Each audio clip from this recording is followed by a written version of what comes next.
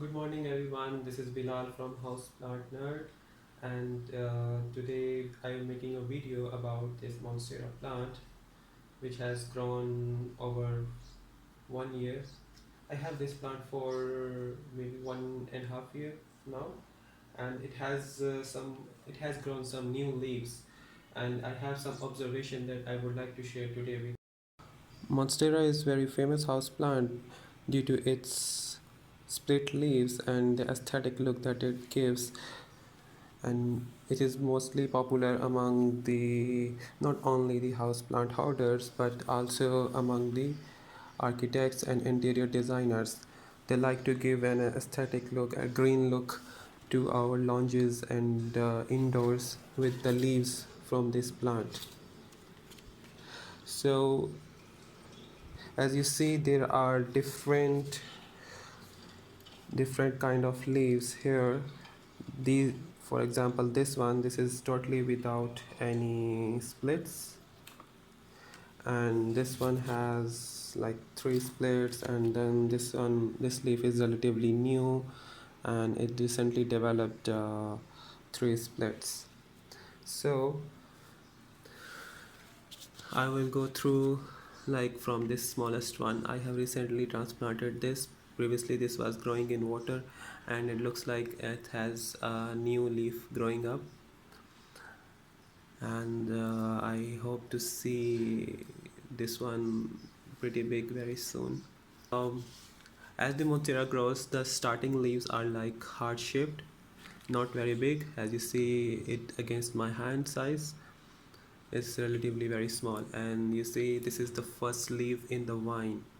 But as it grows, you see the fenestration start to develop.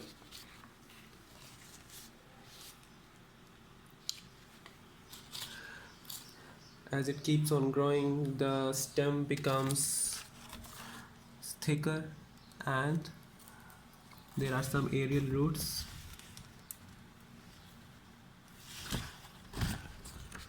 So Monstera is actually a tropical plant where it grows against the trunk of the trees. It doesn't stand by its own, it's a vine, so it likes to climb over the trunks, the barks of the trees in the direction of the sunlight. Because in the tropical environment, the sunlight is really scattered, because we have very huge trees that are very tall and shading over the plants that are below them, that are close to the ground. So Monstera likes to climb over the trees. And these aerial roots are actually their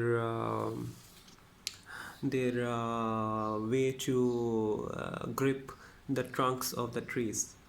So these roots, which are not sticky at the moment, but as soon as they find in contact themselves with the trunk of the tree, they start to stick. They have some excretion, and they tend to stick with the bark, so that they can grow new leaves and then another aerial root. So each with every node you see an aerial root. What happens when you bring this plant home?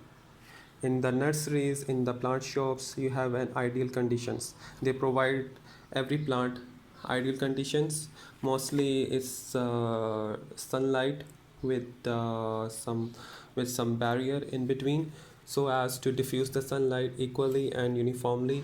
And each plant is given like a tropical environment, because the plant is not alone in the plant shop. It has many and hundreds of companions around it. So there is a microclimate which has very good humidity, very good companionship of the plants.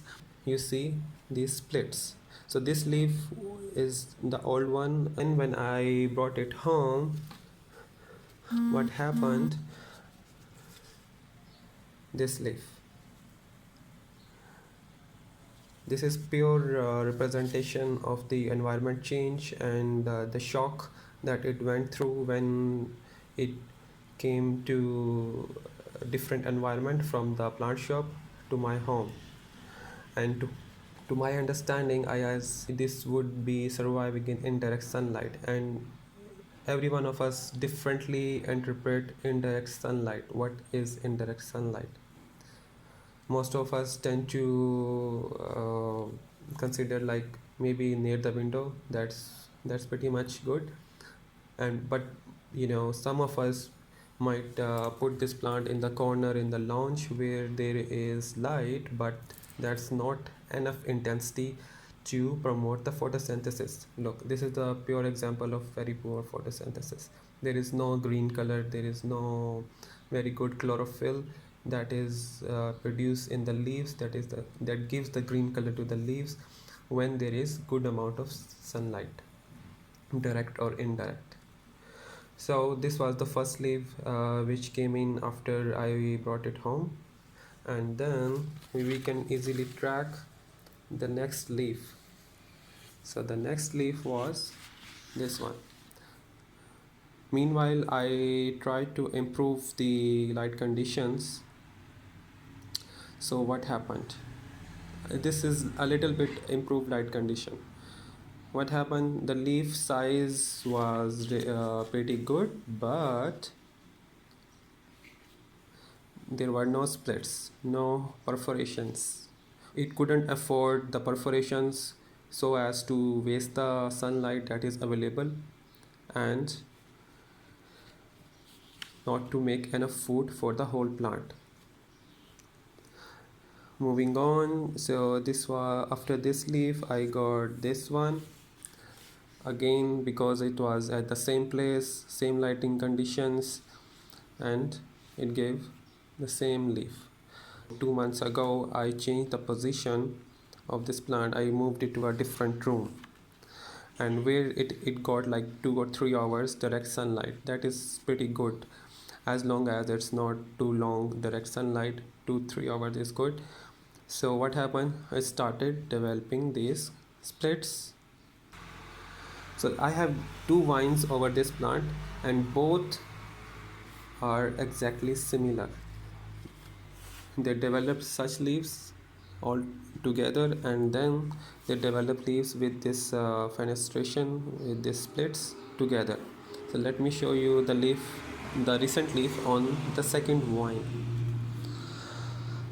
So here is the second vine. So it is this leaf has three splits.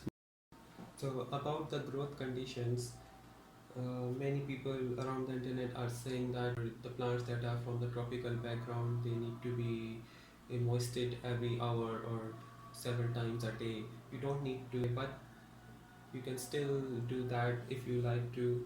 Anytime you want, once in a day is pretty good. If the humidity in your house is not good, you are continuously using air conditioning, which actually dries the air inside the house.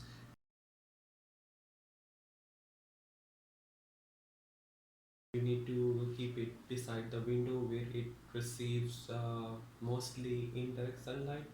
2 to 3 hour direct sunlight is good. Now the watering conditions.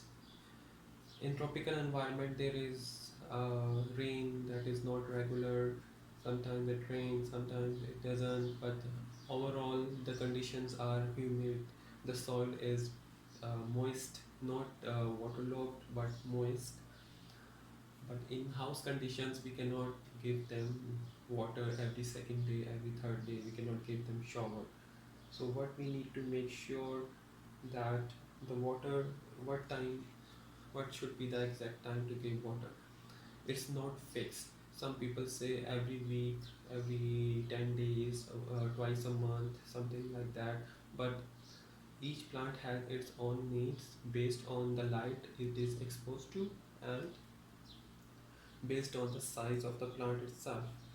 Check for the signs of the dehydration in the plant. The first way to check is the leaves. If you water the once you have watered the plant, after 3 or 4 hours you can check the leaves. They feel pretty stiff and pretty erected. They don't have any leggy or any drooping behavior. They are like hard to like fold, and make sure you don't damage the leaf, but you just check that these are stiff enough they are full with water. Once you can do it every second day, just to make sure that what is the watering requirement, how frequently you should water this plant, because you are still identifying the watering needs. So as soon as you see there is some drooping in the leaves, they are pretty soft to turn, you can water the plant. The second way to check if the plant needs water is checking the soil with your finger. If you don't have the moisture meter that you can use in the soil to see if the soil is wet or dry, you can still check it through your finger. Just pop your finger inside the potting medium or the potting soil and check if it is wet or dry. You feel how you feel it. Or you can, if you can, lift the pot up a little bit and check the bottom. If bottom feels moist, it means there is some water is still inside and you might not need to water it. The third way to identify if your plant needs water is when you can lift the plant after you water it, right?